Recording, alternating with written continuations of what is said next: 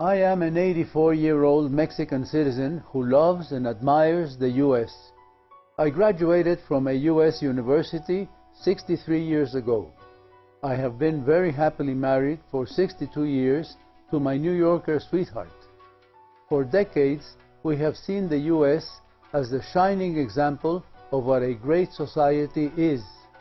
When we used to compare it to our Latin American countries, we could easily see why we were considered third world entities.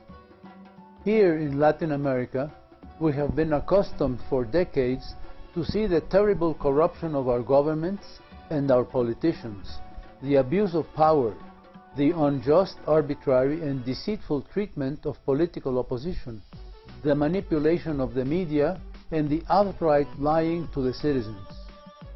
Many of our Latin American presidents adopted quasi-imperial powers, making, changing, or disobeying laws at their convenience, and utilizing populist slogans which only furthered poverty, but still got the people's votes.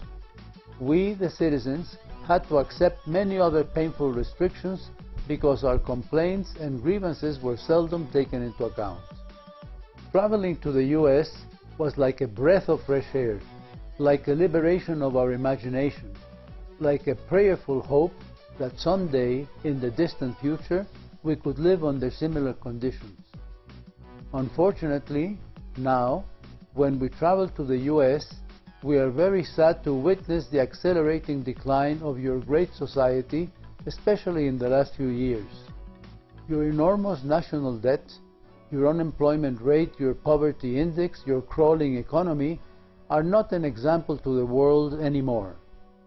Many of us are very worried to see that your moral and ethical values are steadily declining, and lies, corruption, and self-indulgence are continuously permeating your government. Your great healthcare system, which has been a wonderful example for the world, even with its imperfections, is being substituted by a new healthcare system that the majority of Americans dislike, according to the Gallup poll. I am not trying to criticize you. These thoughts are more like a sorrowful cry, praying for divine help for your wonderful country and asking for the restoration of the former prestige and power of the U.S. around the world.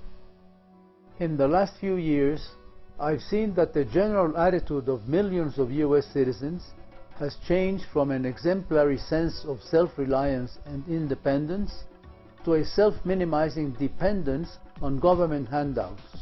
You don't have to learn from what happened with Greece, Portugal, and Spain with their corruption and excessive and careless government spending. Just see what sadly happened in your own backyard in Detroit's bankruptcy. Lately, your society has been led towards a steadily polarizing situation between the poor and the rich, and sadly, the race card seems to be flourishing again. As foreigners, we can't help but notice that this is exponentially compounding the problems of your great nation. All of these things make me very sad and frustrated. The best permanent helping hand for any individual is at the end of his own arm, not at the end of the government's arm. I remember very vividly what your great President Jack Kennedy said. Ask not what your country can do for you, ask what you can do for your country.